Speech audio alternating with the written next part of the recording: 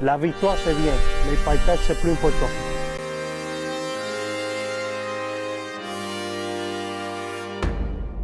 Quand tu n'as pas la volonté de te battre, c'est pire souvent qu'un handicap. Yes, yes. Bang.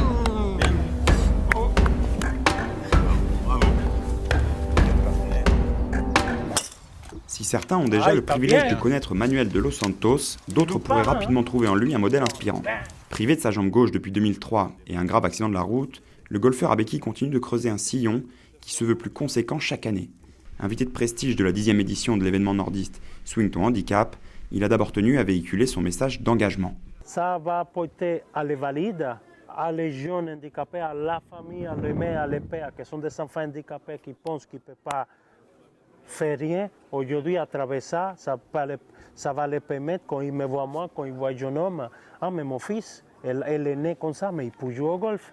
Rayonnant et virevoltant, il est parfois bien difficile de suivre Manuel sur les greens du golf de Mérigny. À 32 ans, le golfeur épate pour les conseils qu'il adresse à chacun.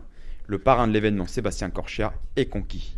C'est vachement impressionnant, il est sur une jambe et il a une grande puissance. Donc on a vu les balles partir, c'était fluide quoi. Donc après, vu la taille de ses bras, on comprend pourquoi et ça se voit qu'il est puissant. Donc c'est pour ça, moi, ça m'a impressionné.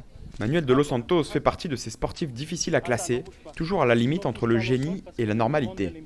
Sauvé de la dépression par le golf en 2004, Manuel alterne depuis entre le circuit handi-golf et le circuit valide français. En juin prochain, à Saint-Omer, il fera tomber un nouveau cap. Il sera le premier golfeur handicapé à participer à une manche valide de l'European Challenge Tour, la 2e division professionnelle. Concrètement, il est joueur, il est dans les mêmes conditions que les professionnels qui vont venir jouer à Saint-Omer le 15 juin. Donc voilà, même pas de voiturette, il est dans les mêmes conditions. S'il possède encore le statut d'amateur, Manuel pourrait selon certains golfeurs rivaliser avec les professionnels dès le 15 juin prochain à Saint-Omer.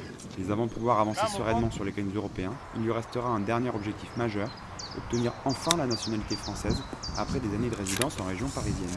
Je suis français déjà sur mon cœur parce que la France, tout ce que la France a fait pour moi quand je suis arrivé ici, m'a bien soigné, s'est bien occupé de moi et il continue à le faire. Doté de la puissance des meilleurs golfeurs valides, il ne semble plus y avoir d'ascension impossible pour l'épatant Manuel de Los Santos.